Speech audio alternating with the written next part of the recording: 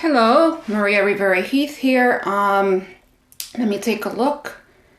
I'm going to find myself so that I can answer your questions and have a talk while we are together. So let's see. Okay, here I am. Excellent. So the reason why I wanted to create this live, and I'm going to do this live for the 5 days, Monday through Friday, is because I am hoping to decrease the anxiety that's in the world. And I just want to do my part.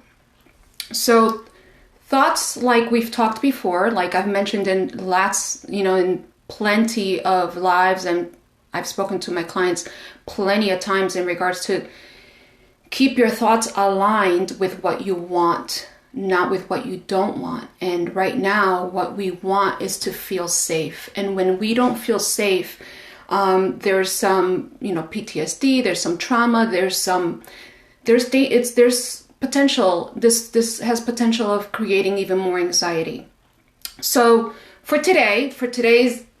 the goal for today, for Monday, is to answer the questions that you may have and any concerns that you may have in regards to meditation, specifically meditation. And I have some questions that I've gathered from some of you that have written to me and have sent me some questions regarding meditation, and I appreciate that. And so I want to answer those questions. Once I answer those questions, we're going to move on to a simple practice. And then I'm going to introduce you to 2 different types of meditations that you can incorporate. Now, one of the questions that you may have is, Maria, how is it that my thoughts affect my immune system? How is it that hi Erica, ¿Cómo está, mi amor?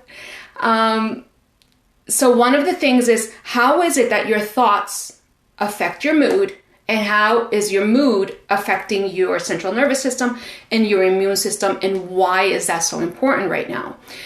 And the reason is because your thoughts will affect your parasympathetic system, and that is the system in your central nervous system that you want to trigger. You want that your parasympathetic system to come forward and take part. Okay, that's what you want. And so what happens when you have your parasympathetic system, your heart rate goes down, your respiratory rate goes down, your belly, your gastric juices start to move a little bit more, which is what we want. That's where your immune system is. So when you are calm, your immune system has a boost, and that's where your thoughts come into play. So what is the purpose? What's the purpose of meditation? It all depends on what you want. So if you want to relax, you either listen or meditate for that purpose. If you want to have some energy, you're going to have a meditation geared towards that. And I'll talk to you more about that, because if you want to sleep, you're going to listen to a meditation that's going to help you sleep. If you want more energy, you're going to listen to some sort of meditation or do a type of meditation that's going to give you more energy. So depending on what you want is a meditation that's going to come into play, and it all looks different. Let me explain. When you do a meditation to go to sleep, the last thing you want is to meditate or at the end of the day and listen to something that's going to give you energy. Okay, so you don't want to listen to music that's going to energize you. You don't want to listen to a meditation that has a lot of drums and it's going to make your heart rate beat faster. You want your heart rate to go low so that you can fall asleep nicely. Another thing that you don't want is to be in bed and watching the news or doing some other things. So let's continue. Another question that I receive is meditation good for sleep? And yes, meditation is good for sleep. And as long as you don't, like I said, don't listen to a meditation that's going to give you more energy, and you don't go through what happened throughout your day right before you go to bed, because that's going to affect your sleeping pattern. If your stress is, if your stress is high, which is part of your sympathetic system, then it's going to give you, you're going to have a difficult time sleeping. But meditation is good for sleep when you listen to a meditation that the purpose of that meditation is to decrease your heart rate, to decrease your respiratory rate, and to get your belly and your intestines working, because that's when they do. Because when you're super, super tense, your belly is tense and you don't go to the bathroom as much. So, but when you are super relaxed, you tend to go to the bathroom more. And remember, there's a lot of people that go to the yoga, that they go to the yoga studio, and what happens is they will fart during yoga class, or they'll run because they have to go to the bathroom, and that's part of the parasympathetic system. Remember the word parasympathetic. For example, in Spanish, the word para is for your sympathetic nervous system. So remember it that way. That's what you want, is you want to initiate your parasympathetic nervous system. Third question is, can meditation cause problems? It's not going to cause any problems depending on if you're meditating for whatever purpose you're doing. Like I said, the only problem that you probably will see is if your intention is to meditate for sleep and then you start to meditate for energy. So that's, just be mindful of what it is, what your goal is. Okay. So question number 4 is, can meditation be dangerous? Meditation is a natural process that the body does. For example, when you talk to yourself, then depending on what you're saying to yourself, if you're talking to yourself nicely, if you're reminding yourself of like a grocery list or something like that, that's you going into a meditative flow, even though you may not realize it. Driving from the house to work, like not right now, because right now hopefully we're all staying home and safe, but when you drive from point A to point B and your body, all of a sudden you don't remember how you got there, your body went into resting mode, and that's the parasympathetic mode.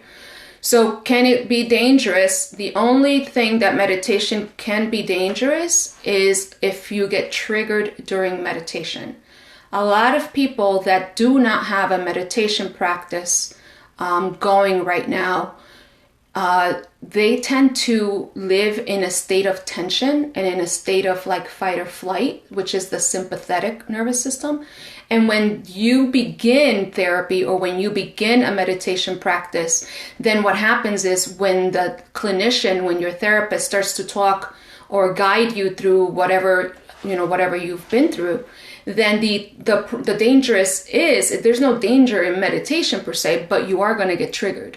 Your defenses are going to be low, your walls are going to be down, because you're going to want to work on what it is, and the stuff is going to come out. So it's not like you're going to like freak out and whatever, but you're going to cry and your body's going to talk to you and you're going to begin to listen.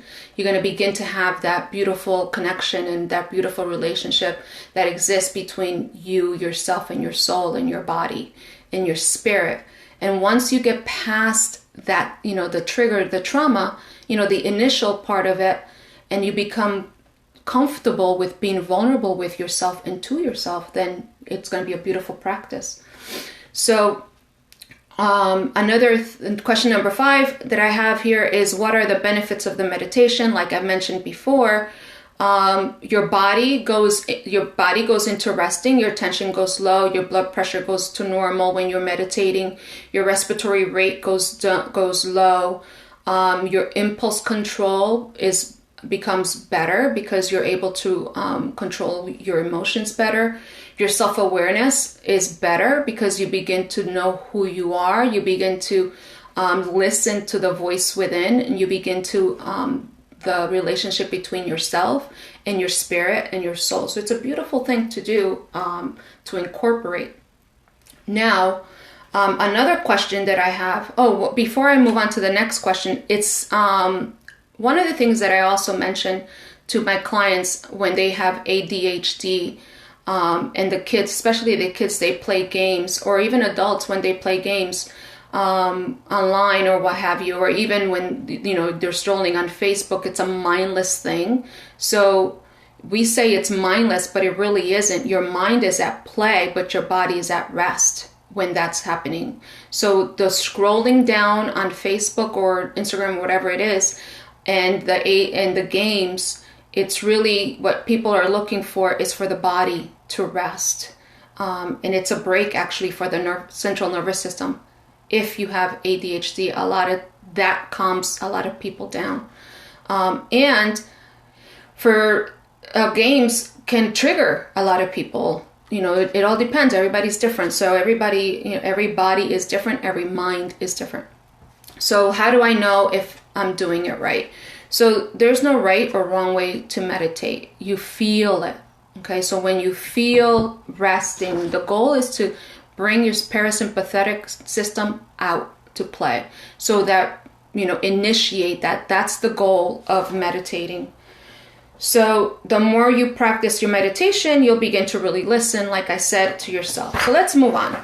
So one of the things that the meditation that I have today is called Nadi Shodna, and it's a nostril breath reading exercise.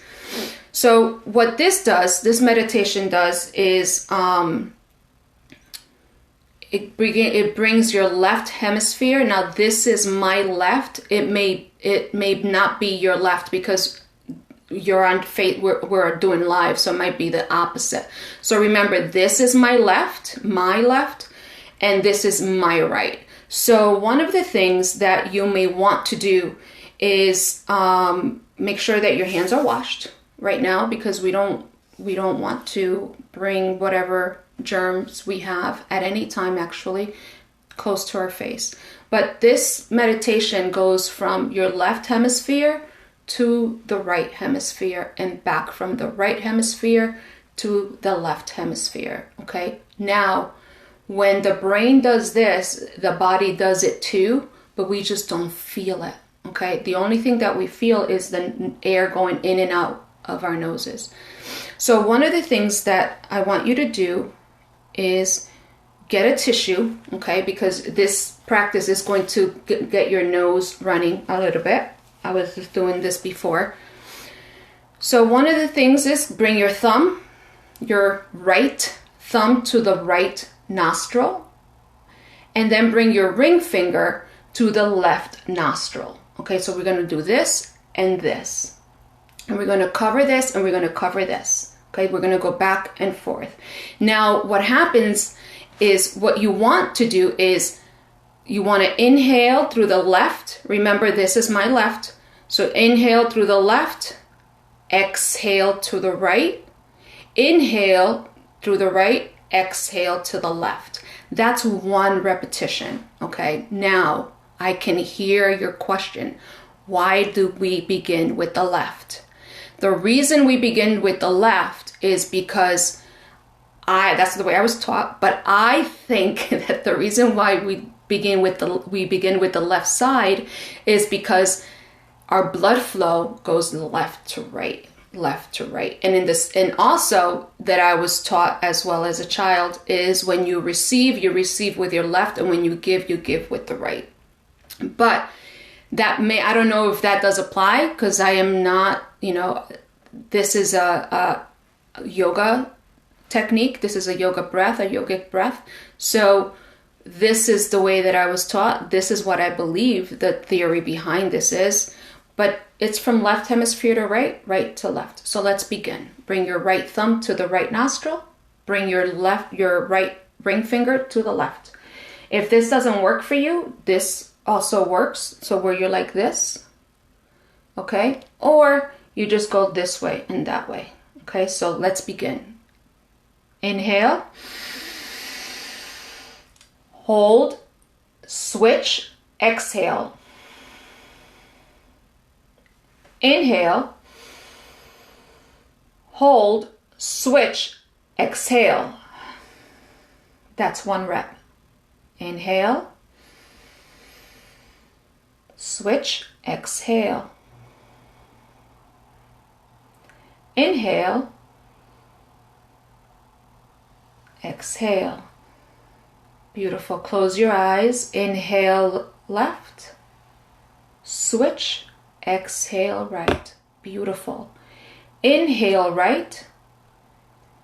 Exhale left. 2 more times. Inhale left. Switch, exhale right.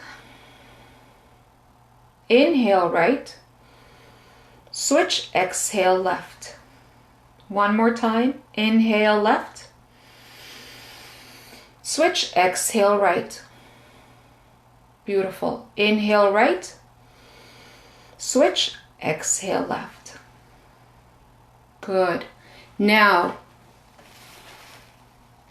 pay attention to your body. Pay attention to the thoughts that come up.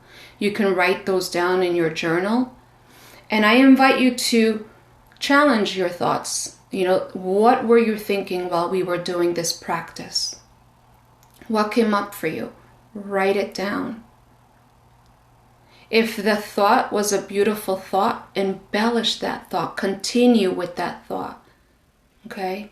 If the thought was an unwanted thought, which is like, I could do without that thought, challenge it. Is it true? What proof do I have of that? Okay? Begin to write your thoughts, and when you begin your meditation practice, keep a journal and keep a log on how you've been feeling. Are you improving with your meditation practice? Are you being consistent with it? Okay? That's a relationship between you and yourself. My meditation looks very different. My meditation can be dancing, it can be a walk, it can be sitting down doing a breath work, it can be painting, it can be doing some charcoal work, it can be anything. But for the most part, my number one thing with meditation is that my meditation is my prayer. So my meditation looks extremely similar to prayer, to rosary beads, to mala beads. But that's my version. That's how I do it. Okay? You don't have to do it that way. You figure out what you want as you incorporate your meditation practice. So another meditation that I want to introduce you to is guided meditation. So at this time, think about a place that you were just not too long ago, and you were with a group of your friends or just one friend. And what were you guys talking about? Were you laughing during that time? Bring that moment now to the present moment. Do you remember what you were wearing? What were you talking about? Do you remember what were you laughing about? Where were you? So write all of this down. Were you laughing? And why were you laughing? What was really funny?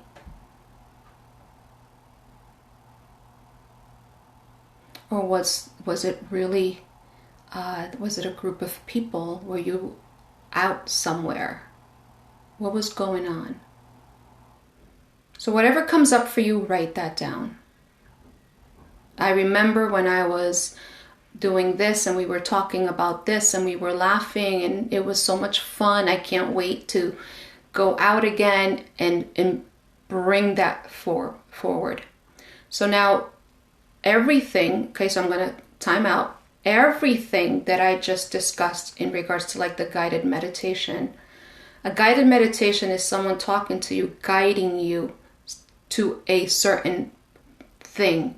Right now, I guided you to remember a moment where you were with someone or with a group of friends and you were laughing. While you're remembering those instances, your body calms down and your mind goes into work. It goes into the filing cabinet, okay?